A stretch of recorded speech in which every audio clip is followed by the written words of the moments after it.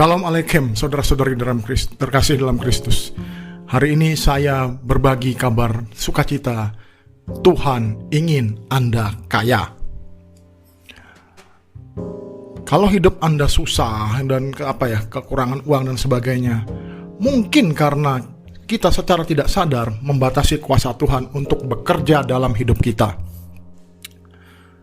Saya ingin bercerita sedikit tentang kitab suci ini di Perjanjian Lama. Kalau Anda sadar, Tuhan kita itu adalah Tuhan Israel. Abraham, Ishak dan Yakub Yakub itu Israel. Israel ini mempunyai makna. Dia yang bergulat dengan Tuhan. Ingat, kata kuncinya dengan, bukan melawan.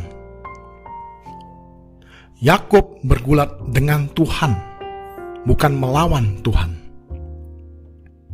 Kita sebagai anak-anaknya semua juga dituntut mempunyai semangat yang sama untuk bergulat bersama Tuhan, dengan Tuhan. Ada makna di mana kita harus berusaha dan berusaha keras. Pada saat kita berusaha, itu investasi. Tuhan pasti menurunkan berkat. Gambaran paling sederhana begini. Tuhan bisa menurunkan hujan, Tuhan bisa memberikan cahaya matahari, memberikan iklim yang paling sempurna untuk tanaman tumbuh, dan akan memberkati panenan Anda 100 kali lipat. Tetapi, untuk itu semua terjadi, Anda harus mempersiapkan lahan. Anda harus membersihkan lahan dari segala gulma. Anda harus mempersiapkan plot-plot tanahnya, kotak-kotaknya, petak-petaknya, dan Anda harus menyemai. Di sini sangat-sangat berlaku hukum tabur tuai. Bila Anda ingin menuai tuaian berapapun itu yang diberkati Tuhan, 30, 60, 100, tetap Anda harus menabur. Dan ingat, Tuhan hanya bisa memberkati kalau kita punya modal, sesuatu yang untuk bisa diberkati. Contoh cerita seorang janda miskin yang anaknya akan diambil untuk membayar hutang. Suaminya meninggal dan dia sudah bangkrut, tidak punya apapun yang tersisa. Nabi Elisa bertanya kepada janda miskin tersebut, "Apa yang tersisa di rumahmu?" "Gak ada apapun selain satu pundi-pundi minyak kecil." Pundi-pundi minyak itu ada minyaknya atau tidak pun kita tidak tahu. Mungkin aja pundi-pundinya kosong karena tinggal pundi-pundinya gitu, isinya tidak jelas. Lantas Elisa berkata apa? "Pinjamlah wadah dari tetangga-tetanggamu yang banyak, jangan sedikit. Udah banyak, pinjam semua dan tutup pintu. Jangan ada yang tahu." Nah, saya akan jabarkan sedikit di sini.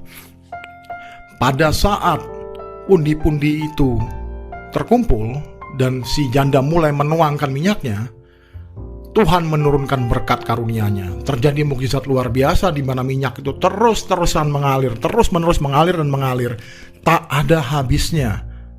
Catatan untuk permintaan dari Elisa agar menutup pintu sebelum mukjizat terjadi.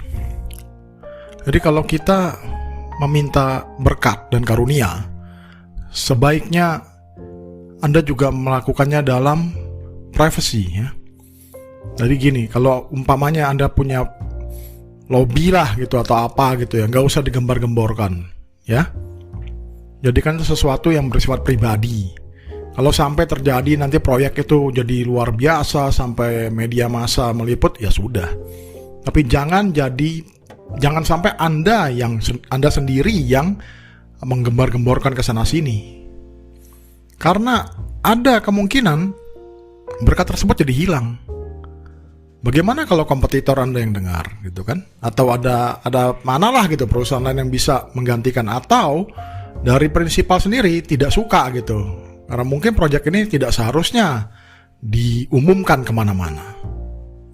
Jadi hargai, terima kasih kepada Tuhan, dan tetaplah simpan sebagai hal yang pribadi, nggak perlu diumbar-umbar kemana-mana. pundi-pundi terakhir penuh, sang janda itu masih tetap meminta, berikan lagi wadah berikutnya. Anaknya menjawab, sudah habis. Maka aliran minyak terhenti. Kita harus sadar, karunia Tuhan tidak akan berhenti kalau kita tidak menghentikannya.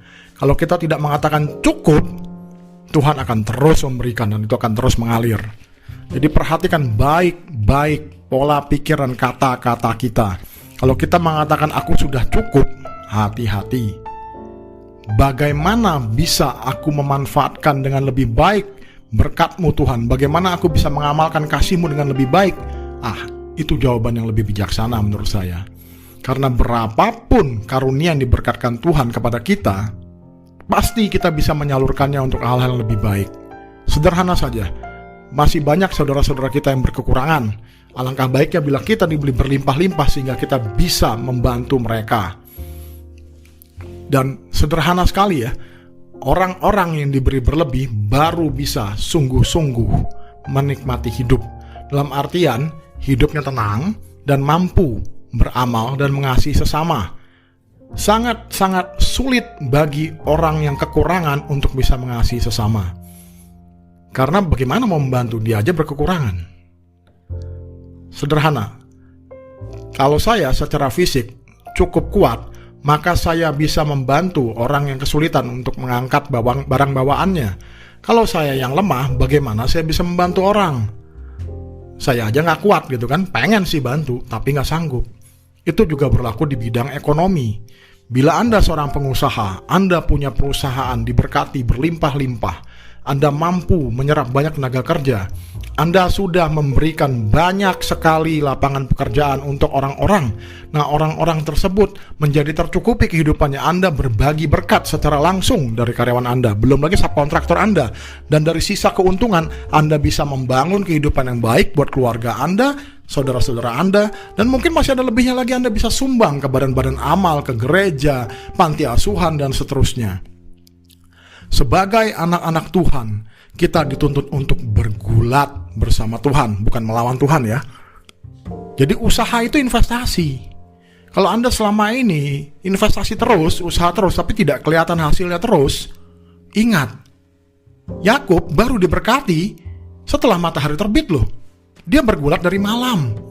Berapa jam itu dia bergulat? Saya udah bayanginnya bingung, sekuat apa Yakub ya bergulat loh. Bergulat itu sangat-sangat melelahkan. Sampai matahari terbit, baru Tuhan memberkati dia.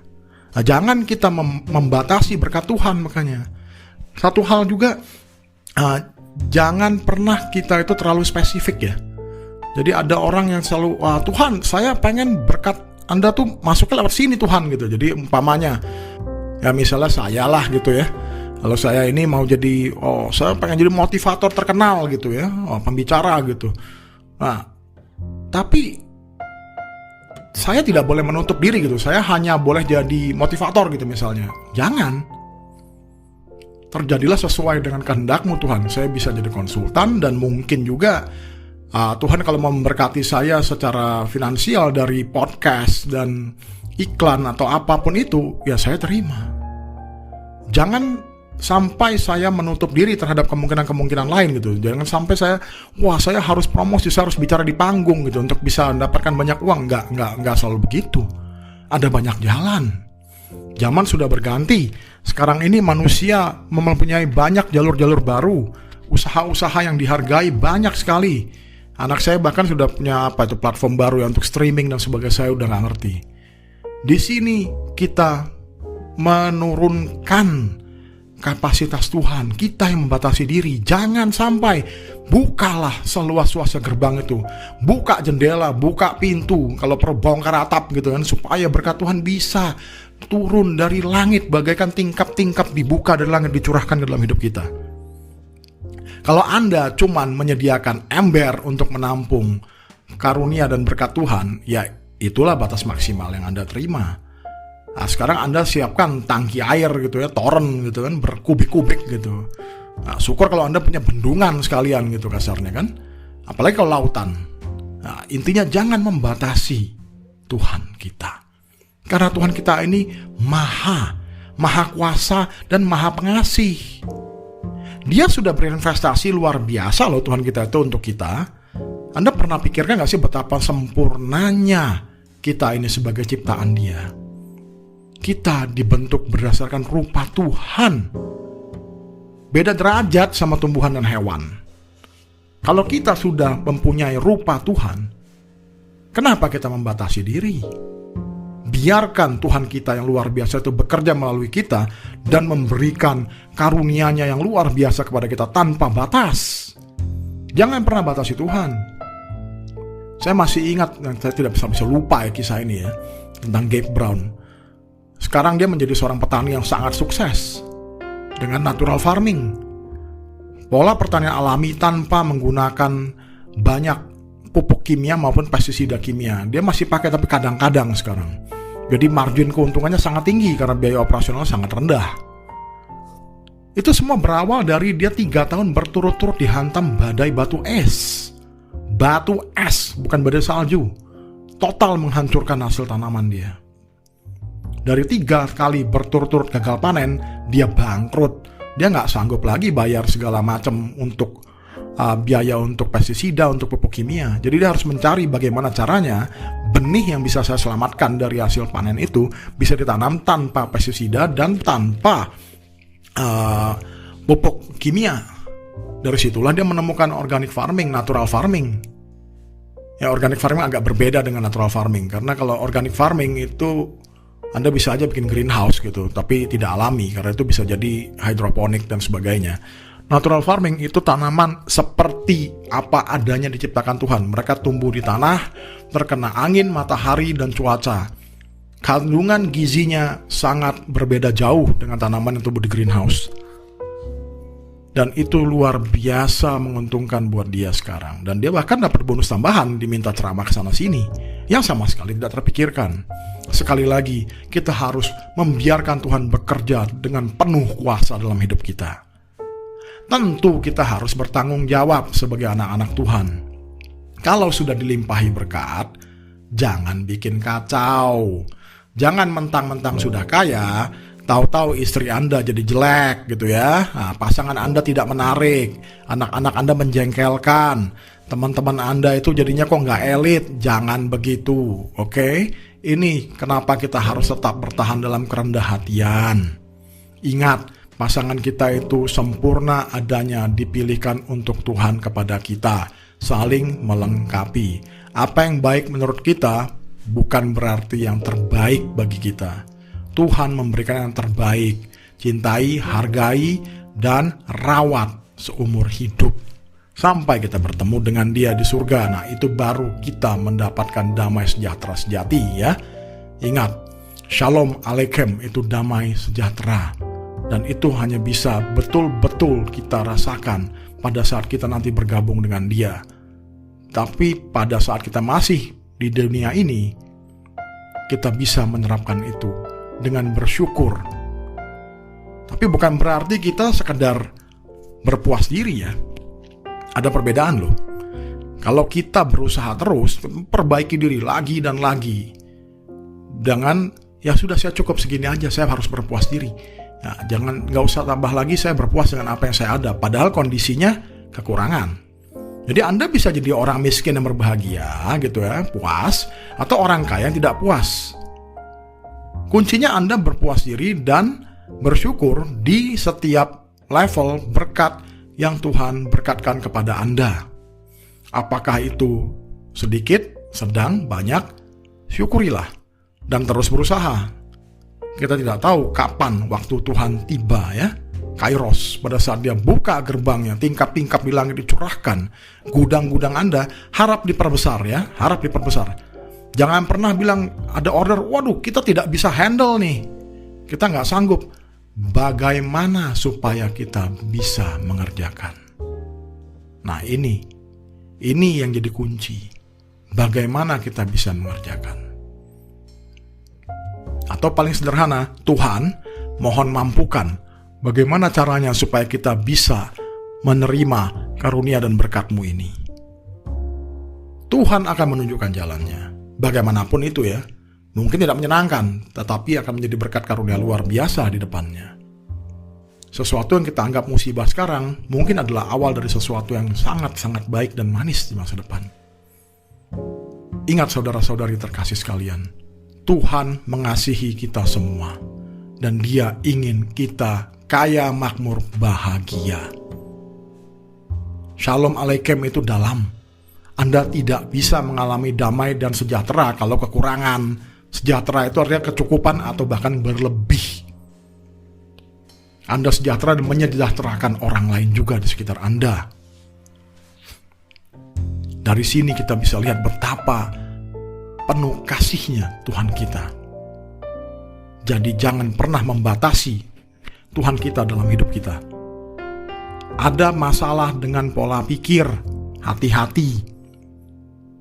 Apalagi kalau Anda rajin baca berita, karena berita itu rata-rata negatif.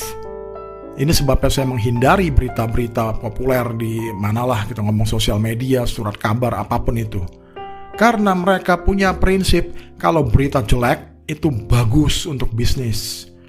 Jadi kalau mereka dapat 100 berita bagus, satu berita jelek itu yang digembar-gemborkan. Hati-hati. Karena ada perbedaan antara realita dengan realitas, ya. Realita itu kenyataan, yang bisa melihat itu Tuhan. Realitas adalah bagaimana kita menafsirkan realita tersebut. Kalau Anda dibombardir informasi negatif, Anda akan secara bawah sadar meyakini, waduh, dunia gawat, kondisi jelek, hidup susah, resesi, krisis, dan sebagainya. Tapi kalau Anda berada di jalan Tuhan, ini ada kesempatan apa ya? Apa yang bisa kita garap ini? Ada apa ini? Orang bilang PSBB sulit, ini itu segala. Supplier alat-alat medis dan kesehatan sih boomnya luar biasa ya. Yang lucu kan pabrik-pabrik sepeda juga nge-boom gitu loh. Ada banyak bidang industri yang nge-boom. Ini cuma pergeseran paradigma. Bukan resesi betul-betul gitu loh. Kalau resesi betul semuanya lumpuh. Nah itu biasa terjadi di negeri tanpa Tuhan. Kalau Anda lihat, yang resesi betul itu Korea Utara, komunis, Venezuela, sama juga, sosialis. Pada saat kelompok masyarakat itu berpaling dari Tuhan, nah masuklah melarat, susah, tidak ada kesempatan. Karena mereka menutup karunia Tuhan. Karena itu kita sebagai anak-anak yang wajib membuka diri kita seluas-luasnya untuk menerima karunia Tuhan. Ya. Jangan cuma siapin gelas, oke? Minim-minim tangki lah, toren air lah. Kalau bisa Anda siapkan bendungan atau laut lah syukurnya gitu. Buka mindset Anda seluas-luasnya. Setiap ada sesuatu, coba renungkan. Ini kesempatan apa? Ini kesempatan apa? Apa yang ada di sini? Tuhan mau saya ngapain nih Tuhan? Mohon petunjuk dan kebijaksanaan darinya. Tuhan memberkati, kasih karunia senantiasa beserta Anda semua.